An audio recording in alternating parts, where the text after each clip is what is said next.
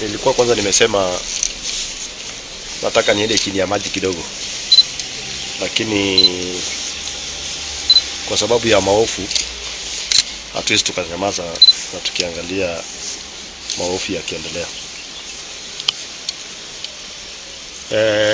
Wiki tatu ama mwezi mmoja iliyopita, nafikiri wa Kenya sio wajinga sana, na tulikuwa tunadhani ile era ya Nyayo iliisha, ile era ya ujinga. Unakumbuka mwezi mmoja iliyopita ama wiki tatu iliyopita, hatusemi kwa sababu kuna mtu anataka mabaya ama kuna mtu anatakia mtu mabaya. Ule kijana ya IG Mutyambai, unajua aligonga watu wa bodaboda, na aligonga watu wa bodaboda akitumia gari ya serikali ya polisi, wenye wametoa namba plate, wameweka namba plate ya kawaida. Na ukisikia story yake vizuri, sio mara ya kwanza kugonga watu ama kufanya uhalifu. Na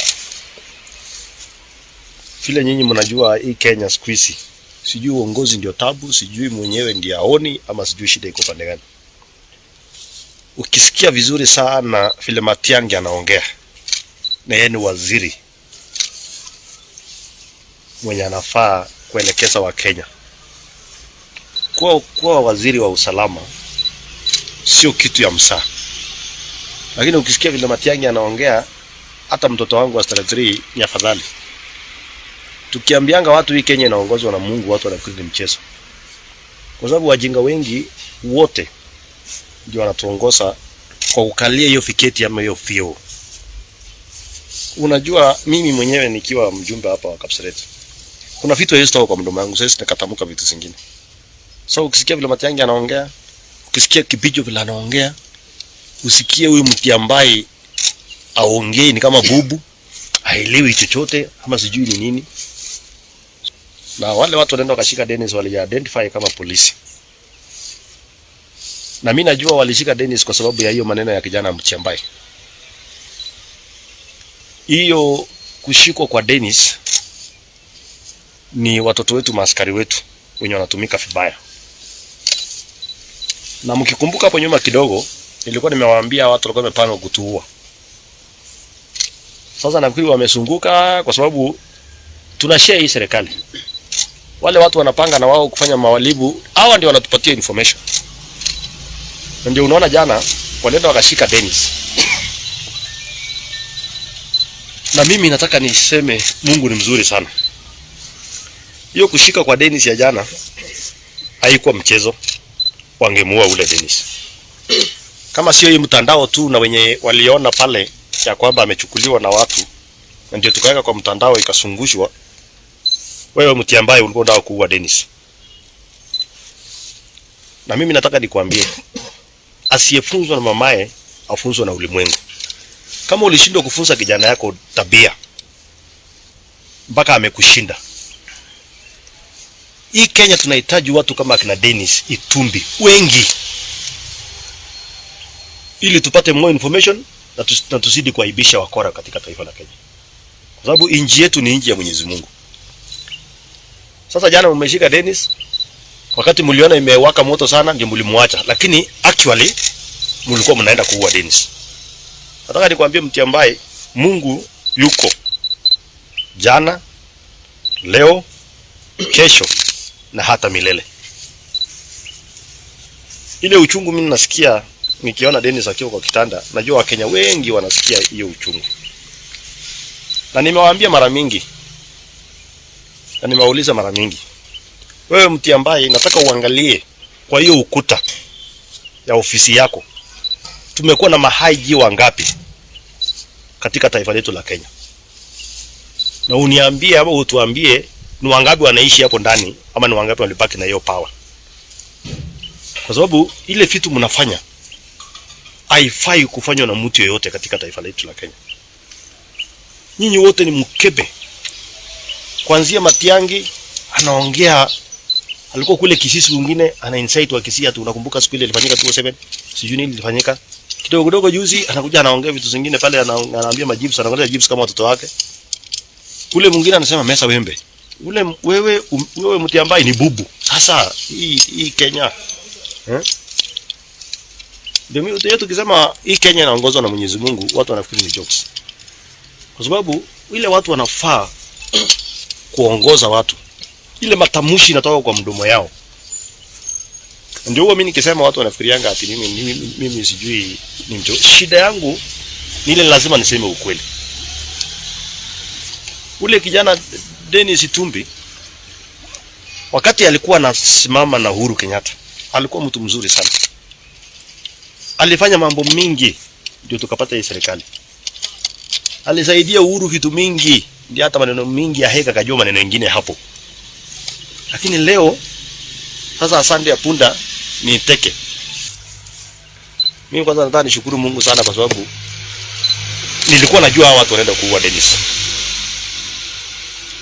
Lakini kwa sababu amebaki kwa sababu ya Mungu na wananchi wa Kenya. Na nyinyi msifikiri kifo nyinyi mnajua tu kuoa watu.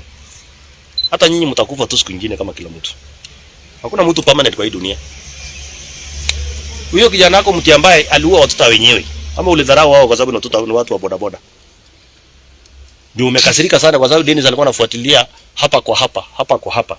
Hiyo ndio imefanya Dennis akashikwa jana, akaenda akateswa, akafanywa vitu vyote alifanywa, walikuwa ndio kumuua. Nataka tuwaambie mtashindwa katika jina la Yesu. Kwa sababu nyinyi ni wanafiki wakubwa ya Kenya hii. Watu hamuna adabu. Kazi yenu tu ni kufikiria namna ya kushika ule, sukuma ule, sijui fanya nini. Hamuna akili hata kidogo. Mwende msaidie watu wetu wa Baringo. Mwende msaidie watu wa Marakwet. Mwende msaidie watu wa Samburu na wakule zingine zote kwa hii maneno ya waizi, wakora wachache wanahangaisha watu maneno ya ng'ombe. Hata hiyo kidogo imewashinda. Mnakuja mnafuata watu wenye wako kwa manyumba yao. Watu wanafanya biashara zao. Mumeharibu inji, uchumi umeharibika, kila kitu imeharibika. Sasa hii wazazi wengi katika taifa la Kenya hawajui watoto wao watasoma namna gani. Kwa sababu kuongozwa na watu wachache wenye wameshiba. So wanafikiri Kenya mzima imeshiba. Ndio mna kazi yenu ni kupanga tu ujinga. Sasa wewe mtu kama Mutyambai kama unaweza kaa chini na upange na maaskari kabisa. Ushike mtu kama Dennis atuende uhangaishe. Yaani hauna kitu kingine unaweza panga kwa akili yako hata kidogo. Usiende hata uchimbe bore huko Ukambani. Utumie pesa ya polisi. Uende ufanye kitu kingine na sasaidia mwananchi. Ndio tuwaambie tunajua mambo yote mnapanga. Ile kitu nataka niwahakikishie wa Kenya. Tunaenda kuruka mwaka. Mjue hii nchi inatutegemea sisi wote kama Wakenya wenyewe raia.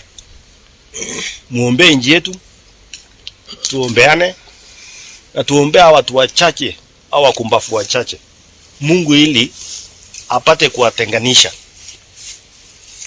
Mnasikia vile wanaongea na tukifuata ile maneno wanaongea wanataka hata vita. Lakini mimi nataka niwahakikishie kwamba hii Kenya watu hakuna mtu ataipigana na mtu siku nyingine. Hakuna mtu anaweza chochea mtu mwingine. Tutafanya uchaguzi next year na itaenda kwa njia ya amani na hii nchi yetu itapona na tutapata viongozi wako na akili kidogo zaidi.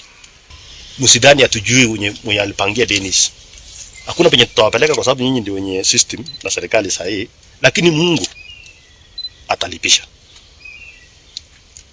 Na mashabiki wetu wote na Wakenya wetu wote wengine wote mtu asiwadanganye. Ni vizuri kuongea kama Dennis. Ndio mjue mambo mingi.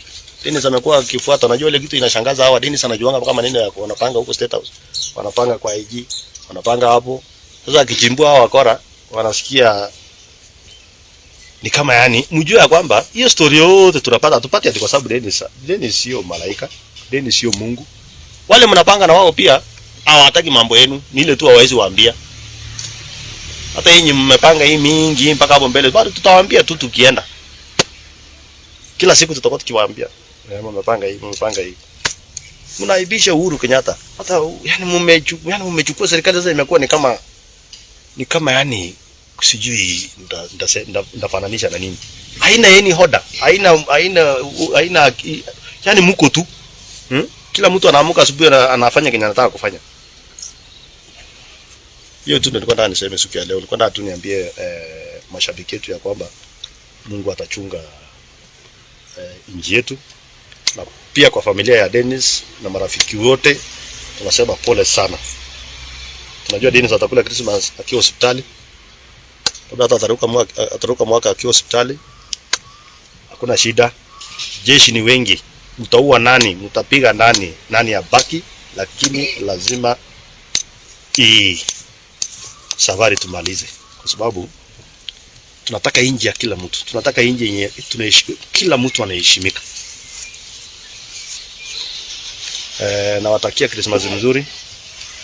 Tutaruka mwaka vizuri.